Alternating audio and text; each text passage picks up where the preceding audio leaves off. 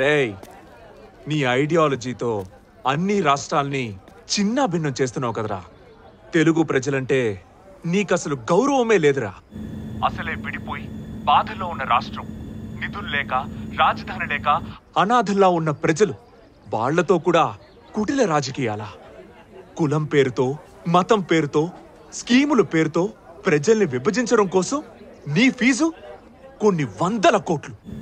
నీలాంటి వాడు నా రాష్ట్రంలోనే కాదు, నా దేశంలోనే ఉండకూడదు. అందుకే అభివృద్ధి కోసం మాత్రమే ఉపయోగించాలనుకున్న నా టెక్నాలజీని మొట్టమొదటిసారిగా నిన్ను చంపడానికి ప్రయోగిస్తున్నాను. పిచ్చిన కొడుకులా మాట్లాడుతున్నావు. నేనిప్పుడు ఆకాశంలో ఉన్నా, నువ్వు భూమి మీద ఉన్నావు. ఒక్కసారి పక్కకు చూడు.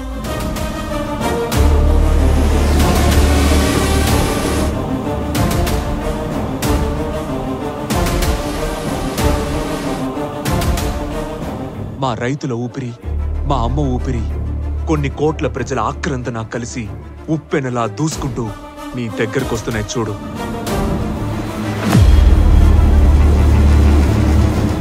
నీ అవినీతి రాజకీయ దోపిడీల నుండి, దుర్మార్గపు సలహాల నుండి దేశాన్ని రక్షించబోతున్నాను. Happy journey.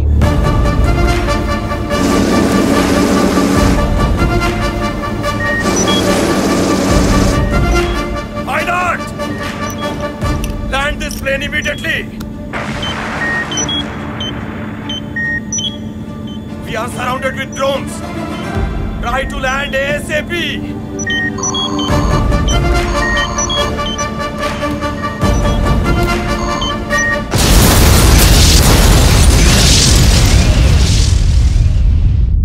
అరుణప్రదేశ్ ప్రజలను మహోన్నత న్యాయస్థానం అభినందిస్తూ తమ ప్రజా రాజధానిని ప్రజలే నిర్మించుకోవచ్చునని తీర్పు చెప్పడమైనది.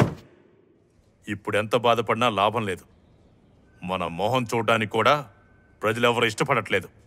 ప్రజలు ఐక్యతతో మీ రాజకీయ జీవితానికి సమాధి కట్టేశారు. మీ అహంతో మీరే కాదు, మిమ్మల్ని నమ్ముకున్న అందరినీ పతనం చేశారు. ఎవడో పనికి మాలిన తెలుగు రానోడి బ్రెయిన్ నమ్ముకుని ఇలా బుర్రలేనోళ్ళ మిగిలిపోయారు. మిమ్మల్ని మీరే నమ్ముకునుంటే ఈ పరిస్థితికి వచ్చేవాళ్ళు కాదు కదా సార్.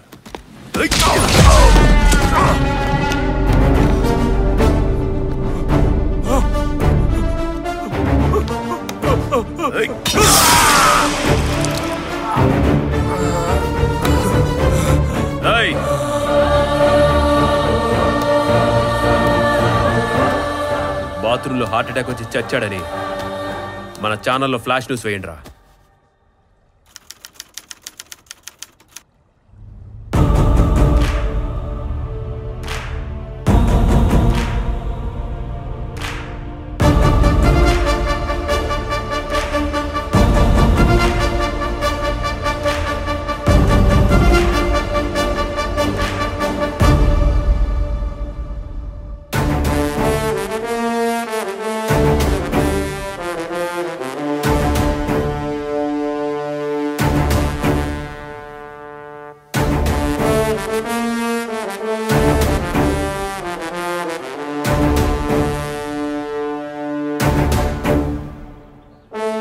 నాయకులకు మనవి, ఇకపై ప్రజలకు సేవ చేసి వారి హృదయాలను గెలవండి.